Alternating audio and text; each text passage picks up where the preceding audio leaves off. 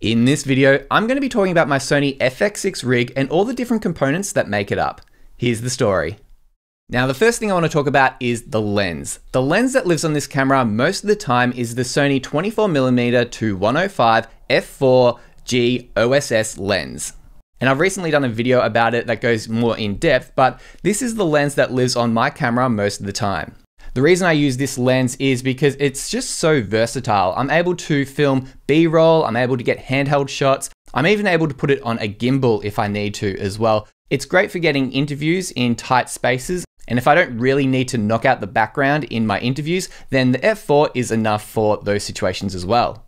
The lens also has optical steady shot, which helps you get nice smooth images when you're going handheld. And just for my style of shooting, I really find that this lens is the one that works best for me. The second thing is the monitor. And although the monitor on the Sony FX6 isn't horrible, I have seen some people say that they don't like the monitor that much. But for me personally, coming from the Panasonic EVA 1, any monitor that comes with a camera is better than that one. That was one of its biggest downfalls, and for the Sony FX6, I actually don't mind the monitor that comes with it, but I find personally, I do prefer to have a larger monitor to be able to monitor what I'm recording. So for me, I find that this monitor does the job for being able to film both indoors and outdoors. Because it's 1000 nits of brightness, it allows me to be able to shoot outside without having to worry too much about not being able to see what I'm actually filming. Some of the cheaper monitors don't go as bright as 1000 nits. They might sit around the 350 nit mark, and that makes it quite difficult for you to be able to actually see what you're recording. So I find that 1000 nits for my personal needs is enough, but of course you can get other monitors that are brighter.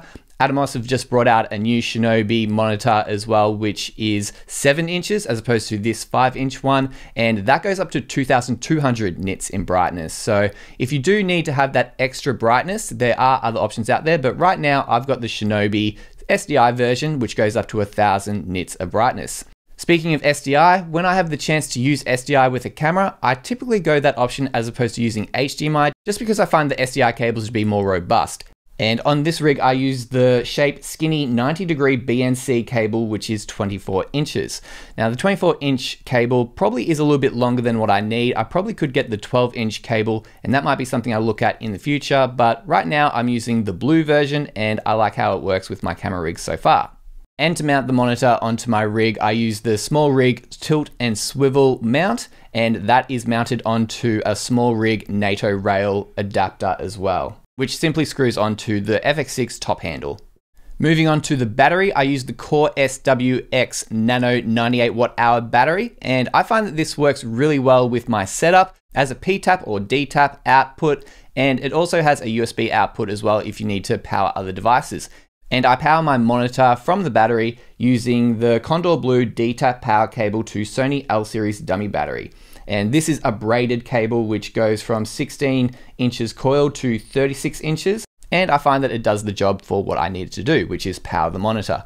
I do like how the dummy battery is quite slim and low profile, so it's not taking up a lot of space on my rig. In the past, I have used NPF 970 batteries, and these are quite big and really do add extra size onto your rig, which I don't really like to have. So having a dummy battery to replace this is something that I prefer on my rig. Yes, you can get smaller batteries, much like the NPF 570 battery, which I have here, and that's pretty much the same size as the dummy battery here on the monitor.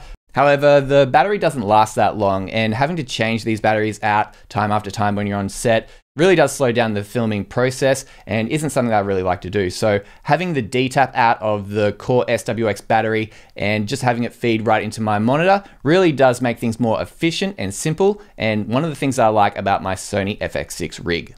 Moving on to media, I use the Sony TUF 160GB CFexpress A cards, and this will typically get me about 79 minutes recording time in 4K 25p using XAVC-I, which is the codec and frame rate that I typically use.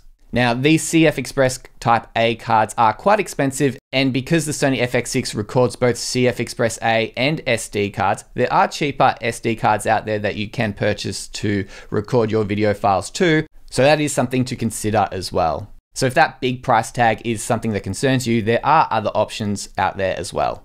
And finally, down the bottom, I have my Miller tripod base plate, and this goes onto my Miller DS10 tripod, which I purchased All the way back in 2008 when I got my very first professional video camera kit, and that was the Panasonic HVX200, and I got the Miller tripod with it. And the tripod is the only thing that has lasted from that initial purchase. All the other stuff has been sold, the camera, the audio gear, and it just goes to show that when you do invest into something much like a tripod, it is something that you can keep for many years and is definitely something worth investing into.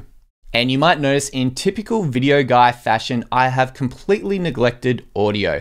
And that's because I don't typically record audio directly into my FX6. Yes, it does have internal microphones, which I can use for scratch audio, but generally when I'm recording interviews or trying to get audio that I'm going to use in my video projects, I'll use a separate audio kit. And that audio kit includes Sound Devices MixPre 3 Mark II, a Sony wireless microphone, and a Rode NTG shotgun mic as well. One of the good things about the Sony FX6 as well is that if you do get those Sony wireless receivers and buy a multi-interface shoe, you can then put it onto your top handle here and then have the audio wirelessly pipe into your Sony FX6.